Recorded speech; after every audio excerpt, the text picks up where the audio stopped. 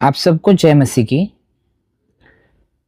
जब हमारे पेरेंट्स हमें देखते हैं कि हम छोटे हैं, 1 साल के या 2 साल के हैं, तब वो हमें कभी भी गाड़ी नहीं चलाने देते या कभी भी हमें 500 रुपीज नहीं देंगे, क्योंकि उन्हें पता है अगर हमारे हाथ में गाड़ी आ गई या पैसे आ गए तो हम उसका इस्तेमाल कैसे भी कर सकते हैं।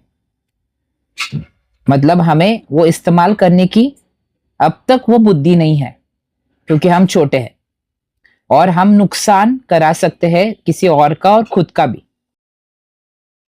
तो उसमें पेरेंट्स को पेशेंस रखना पड़ता है कि उसका बच्चा बड़ा हो जाए, फिर हम एक पर्टिकुलर एज में उसको उतना अमाउंट पॉकेट मनी और गाड़ी भी चलाने दे सकते। और दूसरी बात, अगर हम 12 इयर्स के या 14 इयर्स के हो जाते हैं और हम देखते कि हमें उतनी ताकत आ गई है गाड़ी चलाने की, तभी भी हम नहीं चला सकते, बिकॉज उसके लिए एक पर्टिकुलर एज चाहिए होता है। 17 लर्निंग एंड 18 को हम परमानेंट निकाल सकते हैं लाइसेंस। पर जो वेटिंग पीरियड होता है वो कैसे लगता है हमें उस वेटिंग पीरियड में? ऐसा लगता है कि ये अभी क्यों नहीं आ रहा है, तो हम कभी कभी पेरेंट्स को भी बोलते हैं कि थोड़ा सा चलाने दे, थोड़ा सा चलाने दे, बट ये प्रॉपर नहीं है। उससे हम किसी और का और खुद का भी नुकसान कर सकते हैं। पर मैं बात कर रहा हूं वेटिंग पीरियड सही समय पर देना। पेरेंट्स को पता है, पेरेंट्स तभी भी बोलते हैं कि नहीं, मैं तुझे अभी नहीं दूंगा, चाहिए तुझ में ताकत आई हो या बुद्धि आई हो, मैं तुझे अभी नहीं दूंगा, वो पर्टिकुलर एज में ही तुझे वो गाड़ी दूंगा। देखो, जब भी हम 14, 16, 15 इयर्स के होते, तभी हमें एक ऐसे रहता है कि हम किसी के साथ रेस करें, बहुत सारा रेसिंग करे, ऐसे फ्लिप ले वैसे फ्लिप ले। जब हमें मैच्योरिटी आ जाती है तब हम वैसी चीज नहीं करते। गाड़ी तो हम चलाते, पर ध्यान देकर हर चीज पर फोकस कर कर हम चलाते, किसी और का नुकसान नहीं हो, हमारा नहीं हो और गाड़ी का भी नहीं हो। मैं एग्जाम्पल आपको क्यों बता रहा हूं, पर्टिकुलर टाइम पर ही सारी चीजें होते हैं। अगर हम परमेश्वर से कुछ मांगते हैं और वो उसके विल में होती है और वो बहुत इंपॉर्टेंट होती है और उसको पता है कि आप उस चीज का गैर फायदा नहीं उठाने वाले हो, वो हमें तुरंत आंसर करता है, तुरंत। और वो चीज है ना, अगर आप रेडी नहीं हो उसमें, तो वो पर्सन को या उस विनती को वो आपके पास लेकर नहीं आएगा, किसी और के विनती को, बिकॉज आप इमोशनली उससे रिएक्ट कर सकते हो। क्योंकि जो हमारा परमेश्वर है वो इमोशन से नहीं पर विश्वास से चलता है, डिसर्नमेंट से चलता है। वो सारी चीजों को देखता है, वो किसी का नुकसान नहीं करता या खुद का नुकसान नहीं करवा के लेता। अगर हम उसके ऊपर डिपेंडेंट है तो वो हमसे किसी का नुकसान नहीं करवाएगा या हमारा नुकसान नहीं करवाएगा। देखो, अगर फॉर एग्जाम्पल किसी ने आपको प्रार्थना विनंती दी है और उन्होंने कहा कि मुझे ऐसी ऐसी जरूरत है, और आपने इमोशनल होकर उन्हें वो जरूरत कंप्लीट कर दी, तो वो पर्सन परमेश्वर के ऊपर नहीं, आपके ऊपर डिपेंडेंट हो जाएगा। फिर वो सारी चीजें आपको बताएगा। हमें सारी चीजें गुप्त रीति में परमेश्वर को ही बतानी है, तो ही हमें परमेश्वर का सामर्थ्य दिखाई देगा, उसका काम दिखाई देगा। अगर आप ये चाहते हो ना कि परमेश्वर आपके लिए काम करे, तो किसी मनुष्य को कुछ भी मांगना नहीं है, उसको आप प्रार्थना विनंती दे सकते हो। कैसे दे सकते हो? अगर समझो आपको पैसों की जरूरत है, तो उस पर्सन को आप क्या बोल सकते हो, क्या तू मेरे लिए जॉब ढूंढ सकता है?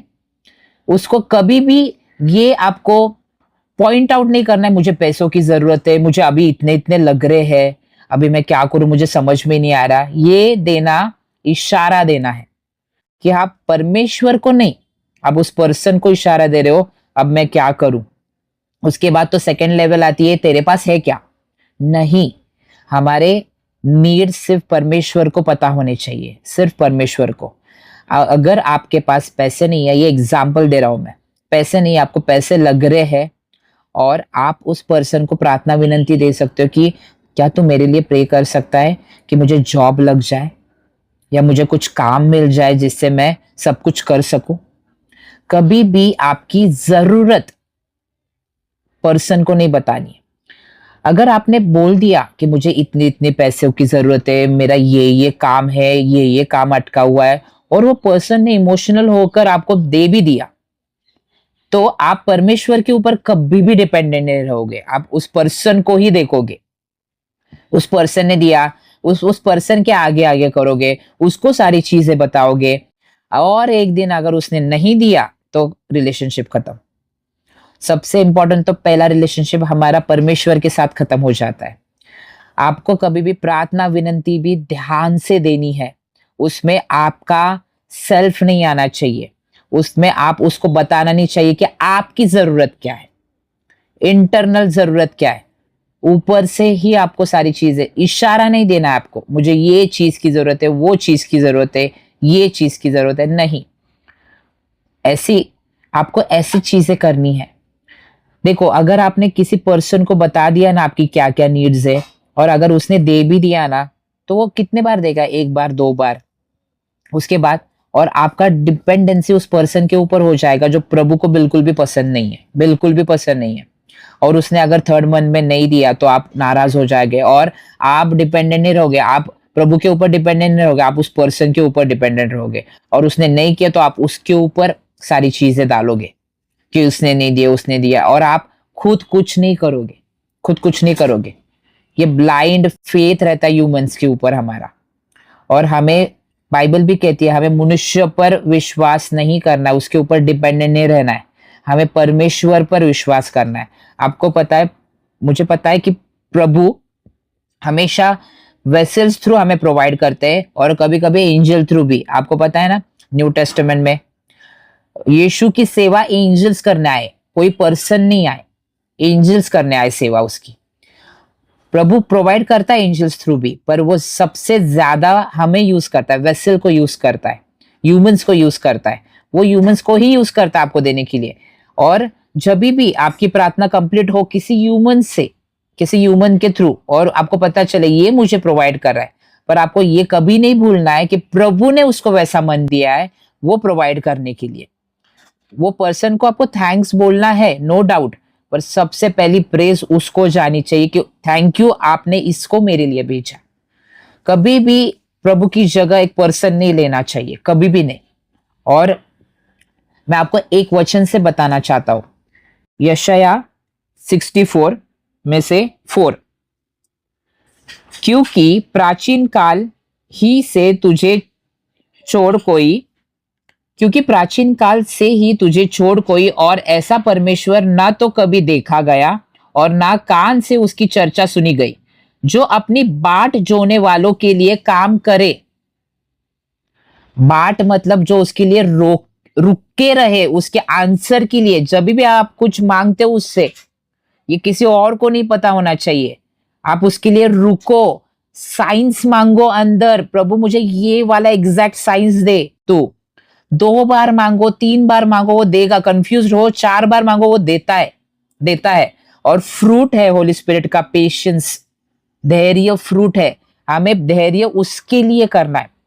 देखो, मैंने तो ये सीखा है प्रभु से, बहुत अच्छा है वो, सबकी केयर करता है, सबकी केयर करता है। मैंने ये सीखा है उससे कि हमारे मन में अगर कुछ है तो हमें उसे बताना है, और उससे बोलना है कि अगर तेरी इच्छा है तो ये वाली साइन मुझे देखा, और वो दिखाने के लिए हमें वो उस टाइम तक, जब तक वो रुका के रख रहा है, तब तक रुकना है, तब तक रुकना है, वो साइन दिखने तक।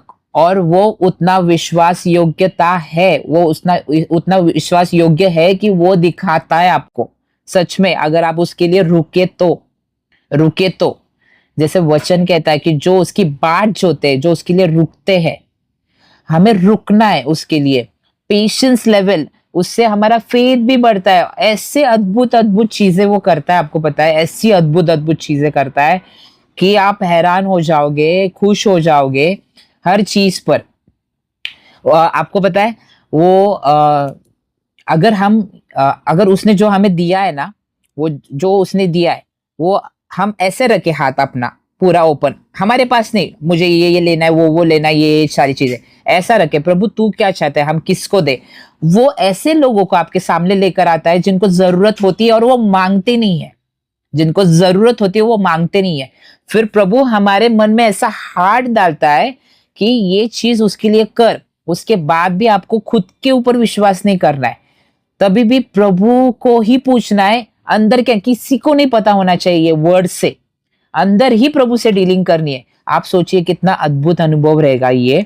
आप, प्रभु और वो पर्सन, कोई तीसरा मीडिएटर नहीं है। आप उसको बता रहे मैं क्या करूं, मैं क्या करूं, इसने ऐसे ऐसे बोला है, मैं क्या करूं। कोई भी तीसरा मीडिएटर नहीं है, आप डायरेक्टली प्रभु से बात कर रहे हो उस पर्सन के लिए, ये ऐसे ऐसे हुआ है और उसने मांगा भी नहीं है। प्रभु आप क्या चाहते हो, मेरे मन में ये चीज आई है, आप चाहते हो तो सेम चीज मुझे वापस बताओ, किसी से भी बताओ, और ढूंढो मत उस साइंस के लिए, बिल्कुल भी खुद से ढूंढना नहीं है, प्रभु के लिए ही वेट करना है। उससे हमारा पेशेंस लेवल भी बढ़ता है और हम घाई गड़बड़ नहीं करते।